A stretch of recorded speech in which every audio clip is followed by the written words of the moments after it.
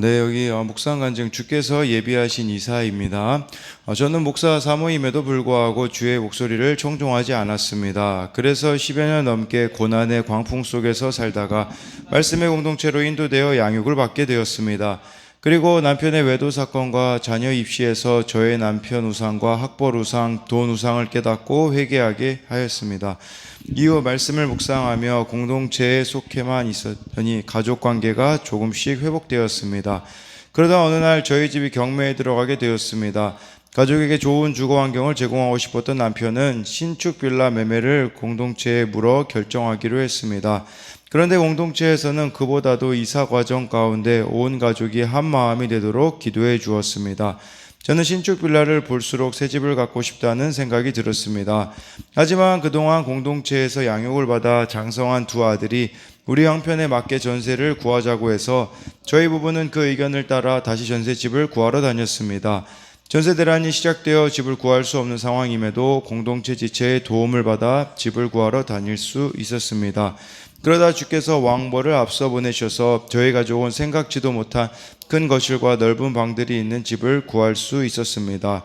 이후 이사 준비로 가족회의를 하며 30년 넘게 쓴 곰팡이 난 가구들을 버리고 새 가구를 구매하기로 했습니다. 근데 예산이 턱없이 모자라 걱정하던 중에 공동체 지체들의 정보로 세일하는 가구와 중고거래 앱을 소개받아 100만 원으로 필요한 가구들을 사게 되었습니다. 그런데 이번에는 이사 날짜가 잡힌 9월부터 대출을 안 해준다는 기사를 보게 되었습니다. 이에 저희 부부는 염려하며 공동체에 기도를 부탁했는데 하나님이 이 또한 해결해 주셨습니다. 이렇게 하나님은 단번에 문제를 해결해 주시지 않고 하나씩 처리해 주심으로 제 아내 안목의 정욕을 조금씩 쫓아내 회개하게 하셨습니다. 그리고 이사 당일에는 두 아들이 호흡을 맞추어 이삿짐을 정리해 주니 편하게 이사할 수 있었습니다. 넓은 거실에 큰 테이블을 놓고 교회 소그룹 모임을 하고픈 바람이 있었는데 형제와 지체들의 이사 선물로 그것까지 이루어졌습니다.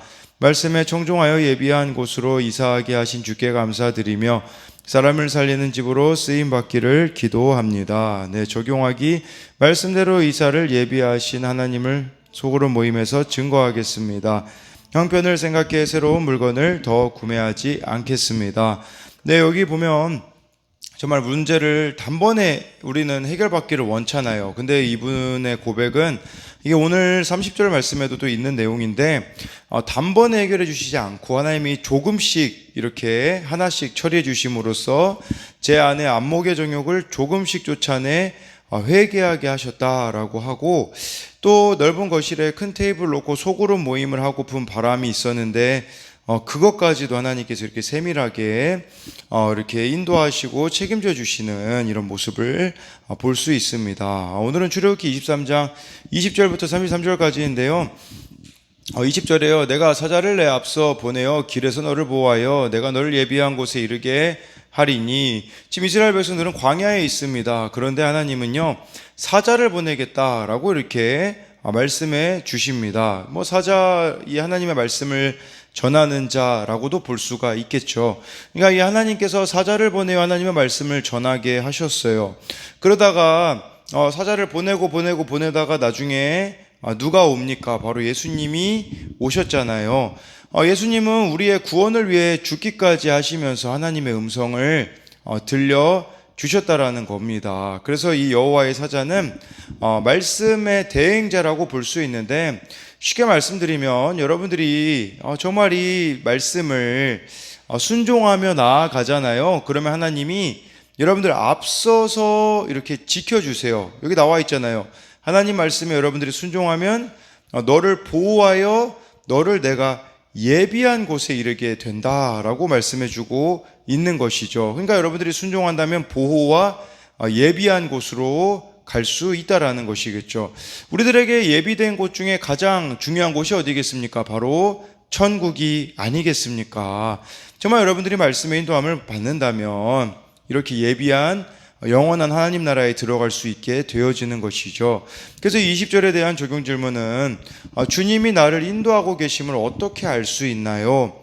하나님이 나를 보호하여 천국에 이르게 하신다는 말씀을 믿나요? 해서요 21절에 이 사자를 보내줬을 때 해야 되는 일들이 나와 있죠. 21절에 너희는 삼가 그의 목소리를 청종하고 그를 노엽게 하지 말라. 그가 너희의 허물을 용서하지 아니할 것은 내 이름이 그에게 있음이니라 라고 해서요, 하나님께서는 그때그때마다 하나님의 사자들을 보내주셔서 그 말씀, 그의 목소리를 청종하라는 것은 순종해야 된다라고 이렇게 말씀해 주고 있는 겁니다.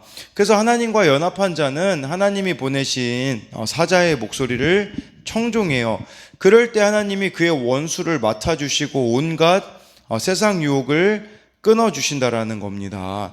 여러분, 내 힘으로는요 결코 이 중독 세상신을 깨뜨릴 수가 없지만 말씀에 청종할 때 그것이 가능하다라는 겁니다. 그래서 날마다 우리가 이렇게 큐티하며 하나님의 사자의 목소리를 청종할 때 이제 그렇게 되면 하나님께서는 22절에 보니까 우리들의 원수들과 대신 싸워주시겠다라고 이렇게 말씀해주고 있잖아요. 그래서 22절에 내가 그의 목소리를 잘 청종하고 내 모든 말대로 행하면 내가 내 원수에게 원수가 되고 내 대적에게 대적이 될지라. 무슨 말이겠습니까? 하나님 말씀에 잘 순종하면 원수도 하나님이 갚아주시고 대적도 하나님이 제거해 주시겠다라고 말씀해주고 있는데, 문제는 우리는 하나님 말씀을 믿지 못해요. 그러다 보니까 내가 원수와 싸우려고 하고 대적과 이렇게 내 힘으로 싸우려고 하고 있는 것이겠죠. 그러니까 이 하나님의 자리, 이 말씀의 자리를 다른 것으로 대신해서는 안 된다라는 것을 말씀해 주고 있어요. 그래서 21절, 22절을 보면서 우리가 적용할 수 있는 질문은 오늘 내 삶 속에서 청종해야 할 주님의 음성은 무엇입니까? 그리고 내 눈에는 합당해 보이지 않아서 불순종하고 있는 하나님의 명령은 무엇이 여러분들에게 있을까요? 그리고 이제 22절을 보면서 적용할 수 있는 것은 여전히 하나님께 내 원수, 내 대적을 넘기지 못해 속상해하는 일은 무엇인가요? 해서 원수와 대적은 여러분들이 심판자의 위치에서 갚으려고 하지 마시고 하나님께 맡겨드릴 때에 하나님께서 그것들을 해결해 주신다라고 말씀해 주고 있습니다. 23절에요. 내 사자가 내 앞서가서 너를 아모리 사람과 헷 사람과 브리스 사람과 가나안 사람과 히위 사람과 여부스 사람에게로 인도하고 나는 그들을 끊으리니. 여기 나와 있는 이 사람들은 다 가나안 사람들이죠. 지금 이스라엘 백성들이 들어가야 될 가나안 땅에 있는 사람들입니다. 그래서 하나님이 앞서 가셔서요, 이 사자를 보내셔서 앞서 가셔서 나는 그들을 끊으리니라는 것은 이 가나안의 그 악행의 고리들을 끊어버리실 것이다 라고 이렇게 하나님께서 말씀해 주고 있습니다. 여러분, 가나안이 왜 멸망당하나요? 이스라엘 백성들에게. 이스라엘 백성들 하나님이 선택하셔서 땅을 주시고자 가나안을 주신 거, 우리가 그렇게만 생각할 수 있는데, 그것보다는요, 가나안에 이 죄가 가득 찼기 때문이에요. 그래서 하나님이 아브라함하고 이렇게 하시는 그 대화가 창세기에 보면 아직 아모리 사람들의 죄가 차지 않았다라는 그런 내용이 나와 있기 때문에 정말 이들의 이 죄에 대한 심판으로 이스라엘 백성들을 그곳으로 인도하셨다라는 거죠. 그곳으로 하나님이 인도하시는 이유는 가나안의 악행의 고리가 끊어져야 되었기 때문이라는 것으로 23절을 통해서 알 수가 있는 것이겠죠. 24절에 너는 그들의 신을 경배하지 말며 섬기지 말며 그들의 행위를 본받지 말고 그것들을 다 깨뜨리며 그들의 주상을 부수고 해서요, 가나안 땅에 들어가서 해야 되는 것, 그들의 신을 경배하지 말고 섬기지 말고 그들의 행위, 삶의 방식들이나 이런 것들을 본받지 말라고 하나님이 말씀해 주고 있습니다. 그래서 그 가운데 들어가서 가나안 사람들이 살았던 삶의 방식을 따르지 말라.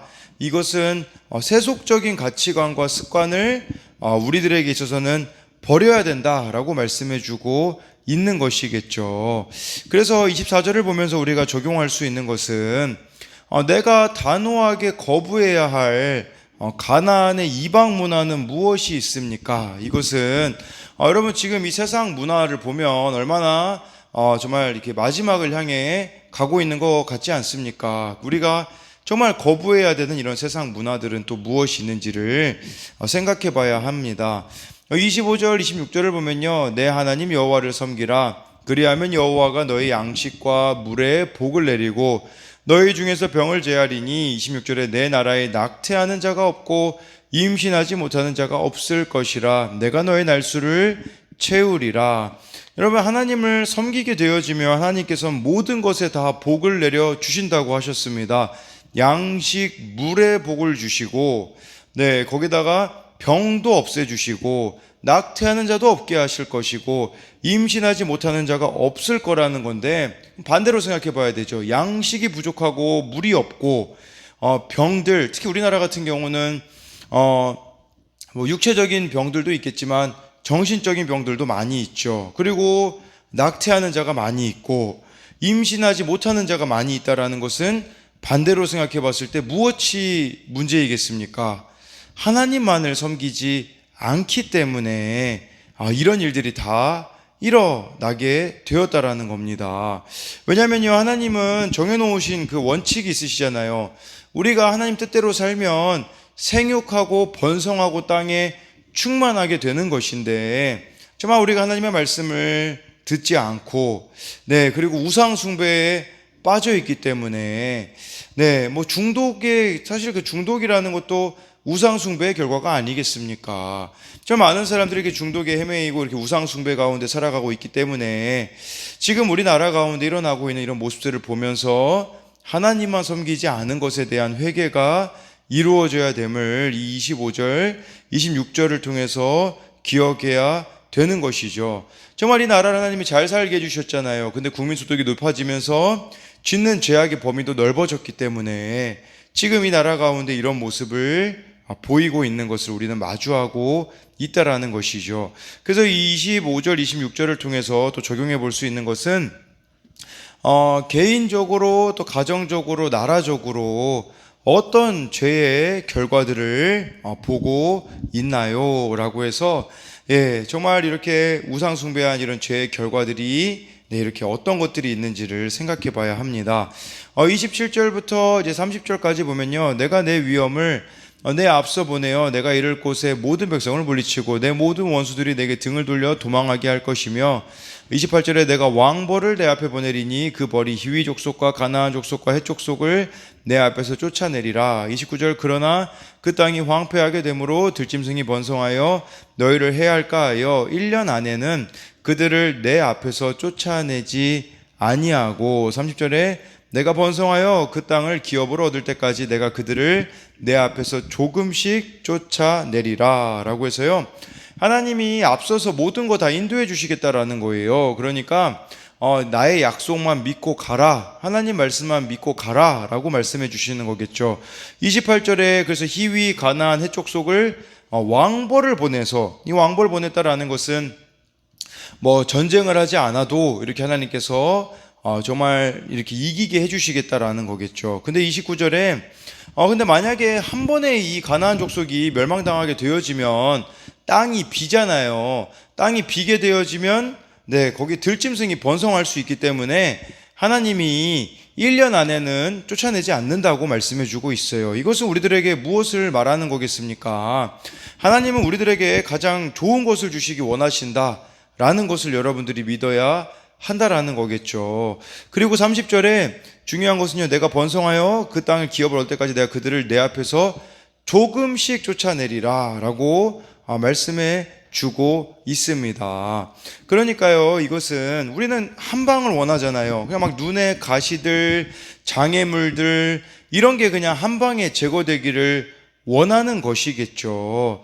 그런데 하나님께서는 그 가운데 정말 우리들의 또 죄를 보게 하시고 연약함을 보게 하시고 한 걸음 한 걸음 인도해 가시기를 원한다라는 것을 말씀해 주고 있는 거예요. 그러니까 우리 생각에는 더딘 응답에 답답하고 이해가 되지 않는다고 해도요, 하나님의 시간, 이 하나님의 시간을 카이로스라고 하죠. 하나님의 시간이 될 때까지 믿고 우리는 기다려야 합니다. 내 안에 있는 악을 조금씩 이렇게 벗겨 가시겠다라는 것이라고도 볼 수 있겠죠. 연약한 우리를 훈련하고자 대적을 단숨에 하나님은 쫓아내지 않고 조금씩 처리하시겠다라고 말씀해 주고 있습니다.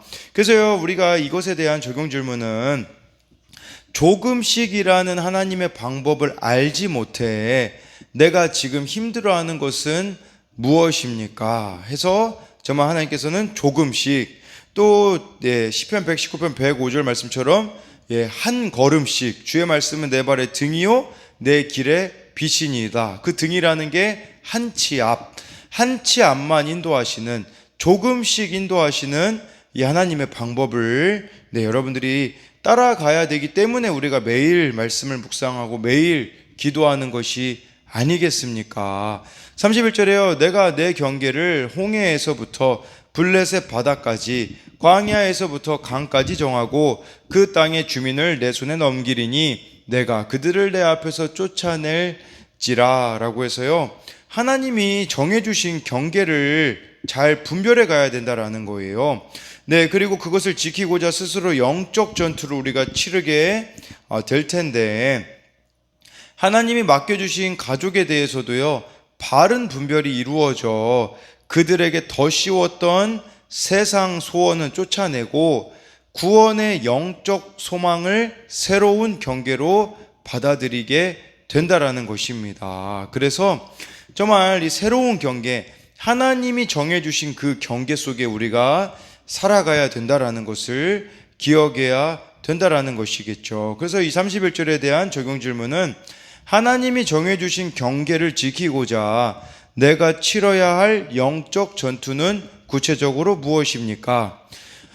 달콤한 세상 문화에 빠져 믿음이 연약해지진 않았나요? 해서 32절 보면요, 너는 그들과 그들의 신들과 언약하지 말라라고 말씀해 주고 있어요. 그러니까 이 정말 야망을 조차 세상 신들과 어떤 타협도 하지 말아야 된다라고 말씀해 주고 있어요. 하나님께서는 잘 먹고 잘 살고자 이방신을 섬기며 경계를 벗어나서는 안 된다라고 우리들에게 말씀해 주고 있는 것이겠죠. 그래서 실상 우리를 힘들게 하는 것은 환경과 대적이 아니라 내 속에 있는 세상 세력과 죄이기 때문에, 그래서 우리가 그런 신들과 다른 신을 이렇게 섬겨서는 안 된다라는 것이겠죠. 그래서 만약에 우리가 이 신들을 섬기게 되면 어떻게 되냐면 33절을 보면 알 수 있어요. 그들이 내 땅에 머무르지 못할 것은 그들이 너를 내게 범죄하게 할까 두려움이라. 내가 그 신들을 섬기면 그것이 너희 올무가 되리라 라고 해서, 여러분들이 우상 숭배를 하게 되어지고 다른 신을 섬기게 되어지면 반드시 올무가 있다라는 거죠. 더 쉽게 말씀드리면 여러분들의 삶에 불균형, 부작용들이 생기게 될 거라는 겁니다. 그렇기 때문에 하나님은 우리들의 올무를 끊어 가실 거예요. 그래서 문제가 한방 해결되어지지 않는 것처럼 보이는 것도 우리 안에 얽혀 있는 것들, 매여 있는 것들을 하나님께서 하나하나 풀어 가실 것이기 때문이라는 거죠.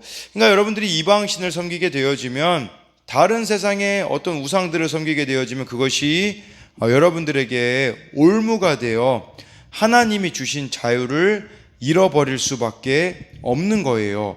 여러분, 우리들의 삶 자체가 정말 영적 전투가 아니겠습니까? 사탄은 끊임없이 우리들에게 올무를 가져다 주려고 하고 있기에 매일매일 여러분들이 정말 말씀으로 분별하지 않으면, 기도하지 않으면 우리는 넘어질 수밖에 없는 자들이라는 사실을 기억해야 하는 것이죠. 마지막으로 이 33절에 대한 적용 질문은 하나님 외에 다른 신을 섬기다가 지금 내 발목을 잡는, 또는 올무가 되어 자유를 잃어버리게 한 죄는 무엇이 있을까요? 라고 해가지고요, 정말 오늘 이 말씀 가운데 하나님이 사자를 보내셔서 지금 우리들에게 있어서는 말씀을 보내셔서 그날그날을 살아갈 수 있게 해주시는 이 말씀의 인도함을 따라가야 된다라고, 그리고 이것을 우리가 거부했을 때, 하나님만을 섬기지 않았을 때는 우리들의 삶에 죄의 결과들을 마주할 수밖에 없기 때문에 정말 오늘 하루도 이 말씀을 통하여서 여러분들이 분별하고 우리들 가운데 있는 얽혀있는 문제들이 조금씩 풀어지는, 한 걸음씩 인도하시는 그 하나님을 여러분들이 신뢰하기를 소망합니다.